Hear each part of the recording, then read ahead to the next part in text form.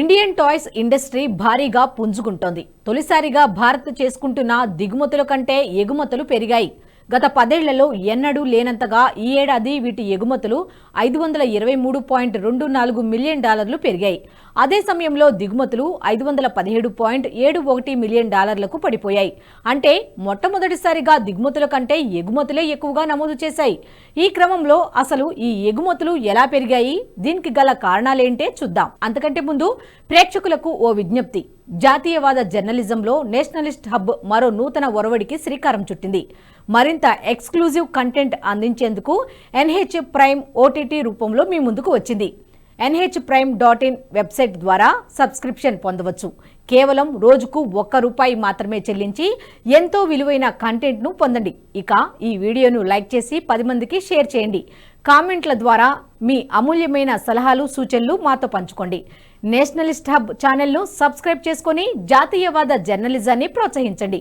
అలాగే ఈ వీడియో డిస్క్రిప్షన్లో ఉన్న నేషనలిస్ట్ హబ్ వాట్సాప్ ఛానల్ను ఫాలో చేసి ప్రతి అప్డేట్ని మిస్ అవ్వకుండా చూడండి. భారత్లో ఆటబొమ్మల పరిశ్రమ వృద్ధి పదంలో దూసుకువెళ్తోంది. 2015-2024 మధ్య కాలంలో ఆట వస్తువుల రంగం వేగవంతమైన పురోగతిని సాధించింది.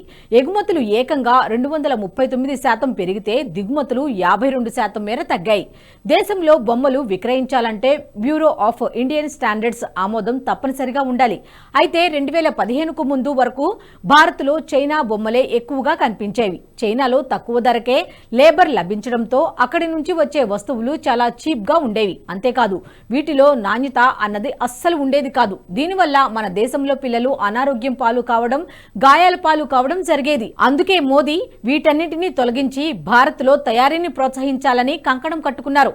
ఇందులో భాగంగా మొదటగా చైనా బొమ్మలను భారత్లో కట్టడి చేయాలి. అందుకు మొదటగా చేసిన పని దిగుమతులపై కస్టమ్స్ సుంకాన్ని భారత్ 70% పెంచడం. భారత్ కస్టమ్స్ సుంకాన్ని పెంచడంతో మన దేశంలోని బొమ్మల పరిశ్రమలు వృద్ధి చెందాయి. అలాగే ఇక రెండవ దశ టాయ్స్ క్లస్టర్లను వృద్ధి చేయటం. ఇందులో భాగంగా scheme of fund for regionalisation of traditional industries పథకం కింద దేశవ్యాప్తంగా 35 టాయ్స్ క్లస్టర్లను ఏర్పాటు చేసేందుకు కేంద్ర ప్రభుత్వం 2,300 కోట్లు కేటాయించింది. వాటిలో 8 క్లస్టర్లను కేటాయించగా మధ్యప్రదేశ్కు 3, రాజస్థాన్కు 2, కర్ణాటక, ఉత్తరప్రదేశ్, తమిళనాడుకు ఒక్కో క్లస్టర్ చొప్పున కేటాయించింది. వీటితో పాటు రాష్ట్రాలు కూడా స్వతహాగా కొన్ని ప్రాంతాలను టాయ్స్ క్లస్టర్లుగా అభివృద్ధి చేశాయి. 2021లో నాటి తెలంగాణ ప్రభుత్వం యాదాద్రి భువనగిరి జిల్లాలోని దండు మాల్కాపూర్లో 106 ఎకరాలను టాయ్స్ ఇండస్ట్రీకి కేటాయించింది. ఇక్కడ అత్యాధునిక బొమ్మల తయారీ పరిశ్రమలు కొలువుదీరేలా ప్రత్యేక క్లస్టర్ను ఏర్పాటు చేసింది.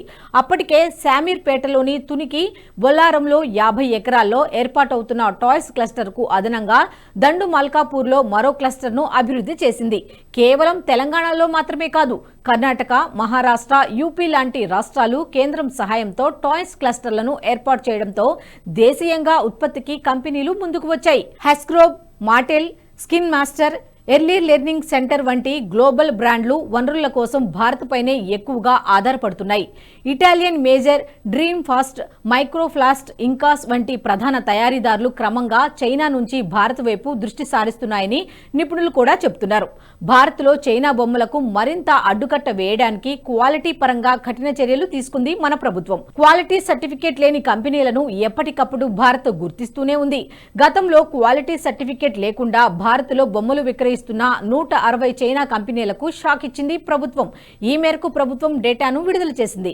భారతదేశంలో బొమ్మలు విక్రయించడానికి సుమారు 160 చైనా కంపెనీలకు ఇంకా తప్పనిసరి నాణ్యత ధృవీకరణ పత్రాన్ని జారీ చేయలేదని తెలిపింది. అందుకే వాటిని సీజ్ చేస్తూ నిర్ణయం తీసుకుంది. ఈ విధంగా మన దేశంలో ఉన్న చైనా కంపెనీలను బ్యాన్ చేస్తూ భారత కంపెనీలను ప్రోత్సహిస్తోంది ప్రభుత్వం. మన దేశంలో గతంలో బొమ్మల పరిశ్రమ బాగానే ఉండేది. మన ప్రాచీన సంస్కృతిలోనే బొమ్మలు కీలక పాత్ర పోషించాయి.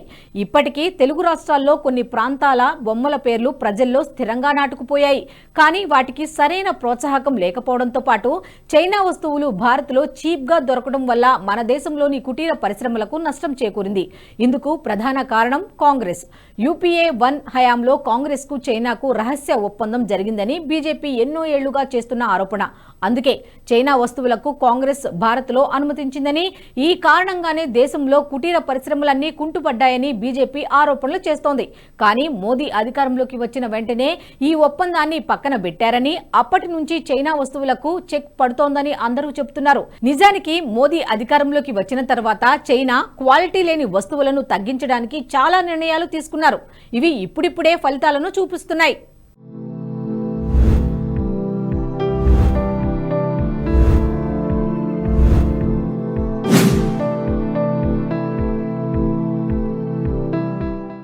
ఈ వీడియో మీకు నచ్చినట్టయితే లైక్ చేయండి, 10 మందికి షేర్ చేయండి. అలాగే కామెంట్ల రూపంలో మీ అభిప్రాయాలను మాతో పంచుకోండి. Nationalist hub group of channels ను సబ్స్క్రైబ్ చేసుకుని తెలుగునాట జాతీయవాద జర్నలిజాన్ని ప్రోత్సహించండి. ఈ వీడియో కింద ఉన్న బెల్ ఐకాన్ పై క్లిక్ చేయడం మర్చిపోవద్దు.